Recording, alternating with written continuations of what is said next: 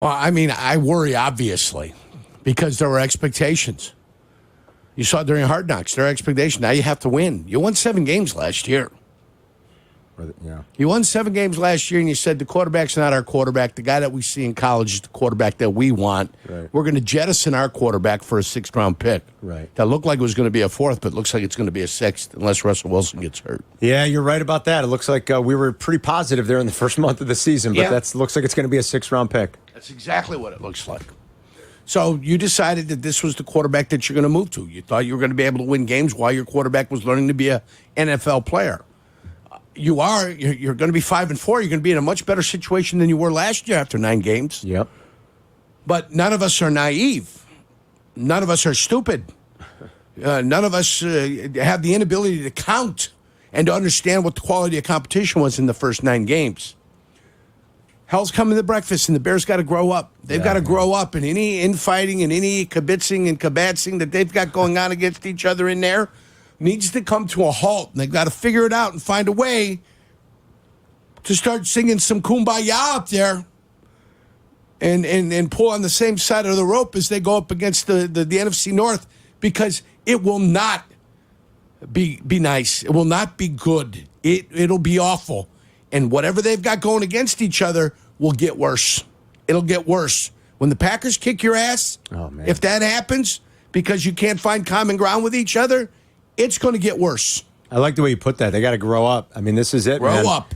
You got to take care of the Patriots this week, and then you better all be on the same page come the Green Bay game. Green Bay will come into Soldier Field and kick your ass if you aren't together. If you are not one, if you are not united. What do you think the Lions are going to do? The Packers will come down here and hand you your ass. What do you think that Lions team's going to do on Thanksgiving if you're not together? Even though the Bears match up well. Yeah, but if you're to what you're saying, I think if you look at Goff's numbers, I think you look at Goff's numbers and say against the Bears play him halfway decent. Yeah. Even though he came back against them last year. But based on what you're saying, if you're not all together, that team is together up there. Oh, yeah. You don't want to give them any added advantage. I'm sorry, Adam? For now. Oh, up north, the Packers? The Lions. The Lions. Yeah. Are they going to come apart at the seams? No. Something going on? I don't know Are they about? still talking about the Bears? No. I'm saying that team up there is all together. Right. Because the Bears aren't together. Because Jurko, you saying that guys need to grow up and everything, but and I know what Adam Rank said, but I was talking about this with Chris last night. He's Rank. If you, let's say somehow they lose to the Patriots. Oh my God! All please, right? Adam. If they do.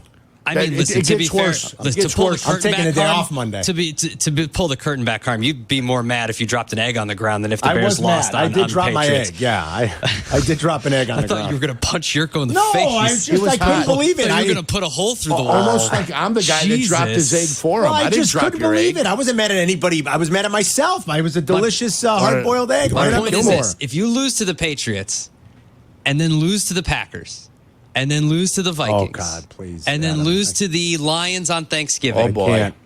Don't you need to... I know that they've never fired Matt Eberflus. They've never fired a coach in season.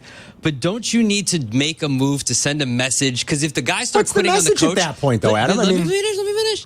You need to send a message to the guys that are going to be around here longer than Matt Eberflus that you guys need to stick together because this isn't going to be tolerated. I don't know. You send them. All these guys just got paid. Jalen Johnson just got paid. DJ Moore just got paid. Caleb Williams is a rookie. You think his dad's going to be tweeting up a storm? The only thing I would push back on is that I do think that the most dysfunctional franchises are the ones that have to fire coaches midseason. And as goofy and messed up as the Bears are, I don't know if they're that. They're not the Raiders. If they lose all those games in a row, if they lose, that would be 6 games in a row. Yeah, it'd be pretty. What, you're going to fire him at the end of the year, or then? What difference does it make at that point? I don't know. They're already dysfunctional. I don't know what kind of shaky ground he's on. I really don't. So this is Adam Schefter on Get Up talking about Ben Johnson. Everybody wants to know if Flus is out. There were some rumors that Johnson was interested in the Bears last year. Said no to Washington. I do wonder if he regrets that just a little when he looks at Jaden Daniels right now. But this was Schefter talking about Ben Johnson in this upcoming coaching cycle once we get to the new year. Take a listen. Ben Johnson's going to be very, very selective. about the place that he chooses to go if he decides even to leave Detroit. Good point. He's going to be very careful. I don't know that he desires to leave that division, to head in the division, to go to a place that you're talking about the dysfunction that has existed within that organization. We'll see. That's up to him. But I believe he's going to be very selective in how he approaches how to do his business. Before you said the word selective, I thought you were going to say he's going to be eagerly sought after. He's going to be the most sought after. But just because there are going to be, let's just say, 8 openings this year, and let's just say 8 teams have him on their wish list, doesn't mean he's going to be interviewing with 8 teams. Yeah. I think if Ben Johnson is interviewing with anybody this year, he's interviewing with the intent that he's going to take that job. It's interesting to hear him put it that way, and he was sought after last year and decided to stay. All right, well, I'll take some of your Bears calls coming up here, 312-332-3776. It's weird to talk about a 4-4 team. Like, I don't know, are they at a crossroads a little bit?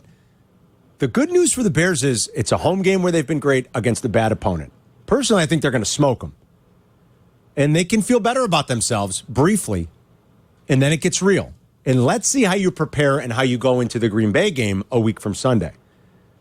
But I think they're going to do what they've done. You got a lousy football team coming to the Lakefront in the New England Patriots. I think they're going to smoke them. I don't love the fact that they're as shorthanded as they are, the Bears, but I think they're going to smoke them. What's that really going to prove? I don't know, but at least things will calm down for a little. And hopefully they can focus and prepare properly for Green Bay a week from Sunday.